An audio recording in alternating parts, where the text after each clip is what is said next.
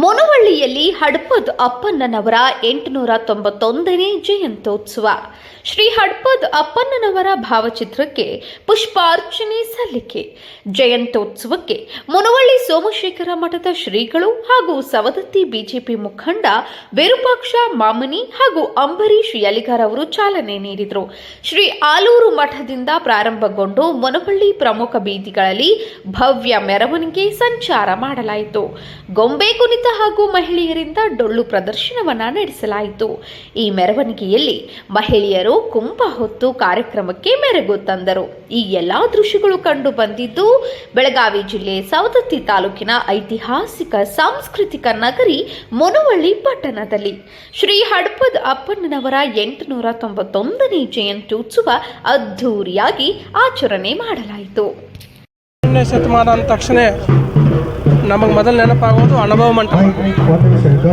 ಈ ಅನುಭವ ಮಂಟಪವನ್ನು 12ನೇ ಶತಮಾನದಲ್ಲಿ ಬಸವಾದಿ ಶರಣರು ಸ್ಥಾಪನೆ ಮಾಡಿದಾಗ ಯಾವ ಸಮಾಜವನ್ನು ದೂರಿಟ್ಟಿದ್ರೋ ಆ ಸಮಾಜವನ್ನು ಹತ್ತಿರಕ್ಕೆ ಕರೆದು ಅವರಿಗೆ ಬಹಳ ದೊಡ್ಡ ಸ್ಥಾನ ಕೊಟ್ಟವರು ಹಡಪದ ಅಪ್ಪನಿಗೆ ಕಾರ್ಯದರ್ಶಿಯಾಗಿ ಮಾಡಿಕೊಂಡವರು ಮಹಾಮಹಿಮಾಶಾಲಿ ವಿಶ್ವಗುರು ಬಸವಣ್ಣವರು ಅನ್ನೋದು ಯಾರೂ ಮರಿಬಾರ್ದು. ಬಸವಣ್ಣವರ ಆಪ್ತ ಕಾರ್ಯದರ್ಶಿ ಆಗಿರ್ತಕ್ಕಂಥ ಹಡಪದ ಅಪ್ಪಣ್ಣವರ ಇವತ್ತು ಜಯಂತಿ ಮಹೋತ್ಸವ.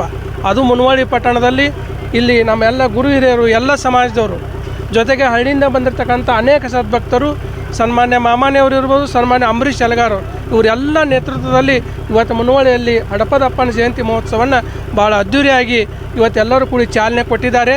ಇವತ್ತು ಶರಣರು ಅಂದ ತಕ್ಷಣ ಅನೇಕ ಶರಣರು ಇವತ್ತು ಹಡಪದ ಅಪ್ಪನ ಇರ್ಬೋದು, ಲಿಂಗಮ್ಮ ಇರ್ಬೋದು, ಸತ್ಯಕ್ಕ ಇರ್ಬೋದು, ಮಡಿವಾಳಿ ಮಾಚಿದೇವ ಇರ್ಬೋದು, ಇವರೆಲ್ಲ ಎಲ್ಲಿ ತಯಾರಾದ್ರಂದ್ರೆ ವಿಶ್ವಗುರು ಬಸವಣ್ಣವರ ಒಂದು ಅನುಭವ ಮಂಟಪದಲ್ಲಿ. ಜಾತಿ ಅವಾಗಿನ ಕಾಲದಲ್ಲಿ ಕೂಡ ಏನೋ ಒಂದು ಅನೇಕ ಅಡೆತಡೆಗಳೇ ಬಂದರೂ ಕೂಡ ಎಲ್ಲರನ್ನು ಒಂದಾಗಿ ಸರಿ ಸಮಾನಕೊಂಡವರು ಜಗಜ್ಯೋತಿ ಬಸವಣ್ಣವರು.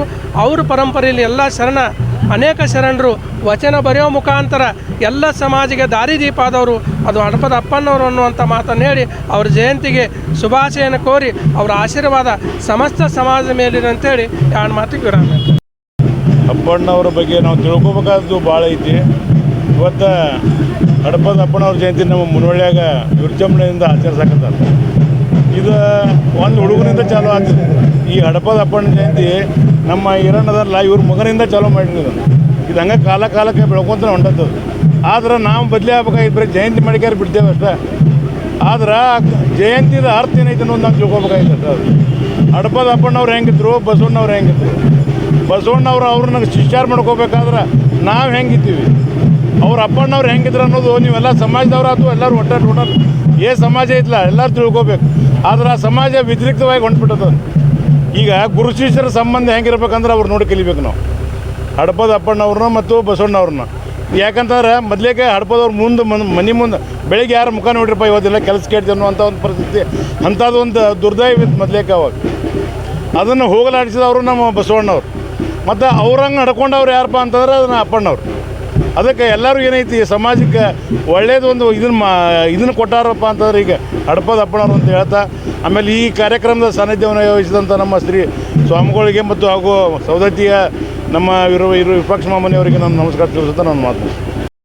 ಹಡಪದ ಅಪ್ಪಣ್ಣನವರ ಜಯಂತಿ ಉತ್ಸವದ ಎಲ್ಲರಿಗೂ ಶುಭಾಶಯವನ್ನು ತಿಳಿಸುತ್ತಾ, 12ನೇ ಶತಮಾನದ ನಮ್ಮ ಬಸವ ಕ್ರಾಂತಿಯ ಹರಿಕಾರರಲ್ಲಿ ಒಬ್ಬರಾದಂಥ ಹಡಪದ ಅಪ್ಪಣ್ಣನವರು ಬಸವಣ್ಣನವರ ಒಬ್ಬ ಕಾರ್ಯದರ್ಶಿಯಾಗಿ ಅವರ ಯಾವುದೇ ಕೆಲಸ ಇದ್ದರೂ ಮೊದಲು ಬಸವಣ್ಣವರು ಹಡಪದ ಅಪ್ಪಣ್ಣವ್ರನ್ನ ಭೇಟಿಯಾಗಿ ನೀವು ನನ್ನ ಕಡೆ ಬರ್ರಿ ಅನ್ನುವಂಥ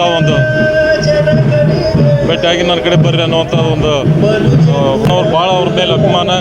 ಬಸವಣ್ಣವ್ರು ಸಾಕಷ್ಟು ಕೆಲಸ ಕಾರ್ಯ ಇದ್ದರೂ ಸಹಿತ ಅಪ್ಪಣ್ಣವ್ರನ್ನ ಮುಂದೆ ಮಾಡ್ತಿದ್ರು. ಅಪ್ಪಣ್ಣನವರ ಸಾಕಷ್ಟು ವಚನ ಸಾಹಿತ್ಯದಲ್ಲಿ ಭಾಳ 200-300 ವಚನಗಳನ್ನು ಬರೆದಿದ್ದಾರೆ. ಭಾಳ ಕ್ರಾಂತಿಕಾರಿ ವಿಚಾರಗಳನ್ನ ಇಟ್ಕೊಂಡು ಬರೆದಂಥವರು ಹಡಪದ ಅಪ್ಪಣ್ಣವರು. ಈ ಶುಭ ದಿನದಂದು ಎಲ್ಲರಿಗೂ ಸಮಾಜ ಬಾಂಧವರಿರಲಿ, ಎಲ್ಲರಿಗೂ ಒಂದು ಶುಭಾಶಯನ್ನು ತಿಳಿಸಿ ಹಡಪದ ಅಪ್ಪಣ್ಣವರ ಆಶೀರ್ವಾದ ನಿಮ್ಮೆಲ್ಲರ ಮೇಲೆ ಇರಲಿ ಅನ್ನುವಂಥ ಮಾತು ಹೇಳಿ, ನಾನು ಸಹಿತ ಈ ಸಮಾಜ ಜೊತೆ ನಿರಂತರವಾಗಿ ನಾನು ನಿಮ್ಮ ಜೊತೆ ಇರ್ತೇನೆ ಅಂತ ಒಂದು ಮಾತು ಹೇಳಿ ನಾನು ಎರಡು ಮಾತು. ಹಡಪದಪ್ಪನವರ ಜಯಂತ್ಯೋತ್ಸವದ ಕಾರ್ಯಕ್ರಮದ ಅಂಗವಾಗಿ ಆಗಮಿಸಿದಂಥ ಪರಮ ಪೂಜ್ಯ ಮುರುಘರಾಜೇಂದ್ರ ಸ್ವಾಮಿಗಳ ಪಾದಚರಣೆಗಳಿಗೆ ನಮಸ್ಕರಿಸುತ್ತಾ, ನಮ್ಮ ವಿರೂಪಾಕ್ಷ ಮಾಮಣ್ಣಿ ಸಾಹುಕಾರಿಗೆ ನಮಸ್ಕರಿಸುತ್ತಾ, ಅಂಬರೀಷನ ಎಲ್ಗಾರ ಸೌಕರ್ಯಗೆ ನಮಸ್ಕರಿಸುತ್ತಾ, ಈ ನಮ್ಮ ಸಮಾಜಕ್ಕೆ ಬೆನ್ನೆಲುಬಾಗಿ ನಿಂತಂಥ ಪರಮ ಪೂಜ್ಯ ಶ್ರೀಗಳು ಮತ್ತು ಗಣ್ಯರಿಗೆ ನಮ್ಮ ಸಮಾಜ ವತಿಯಿಂದ ತುಂಬ ಧನ್ಯವಾದಗಳನ್ನು ಅರ್ಪಿಸುತ್ತೇನೆ. ನಮ್ಮ ಸಮಾಜವು ಅತ್ಯಂತ ಹಿಂದುಳಿದಂಥ ಸಮಾಜ. ಅಂಥ ಸಮಾಜಕ್ಕೆ ಏನಾದರೂ ಏನು ಬೇಕಾದರೂ ಸಹಕಾರ ಕೊಡ್ತೇವೆ, ನಿಮ್ಮ ಬೆನ್ನೆಲುಬಾಗಿ ನಿಲ್ಲುತ್ತೇವೆ ಅಂತ ನಮ್ಮ ಮುರುಗೇಂದ್ರಪ್ಪರ ಹಿತನುಡಿಗಳಿಂದ ನಾವು ಇಷ್ಟೊಂದು ವಿಜೃಂಭಣೆ ಮಾಡಲು ಅವರೇ ಕಾರಣ. ಅವರ ಆಶೀರ್ವಾದ ನಮ್ಮ ಮೇಲೆ ಸದಾ ಇರಲಿ ಅಂತ ಈ ಹಡಪದಪ್ಪನ ದೇವರಲ್ಲಿ ಪ್ರಾರ್ಥಿಸುತ್ತಾ ನನ್ನ ಎರಡು ಮಾತು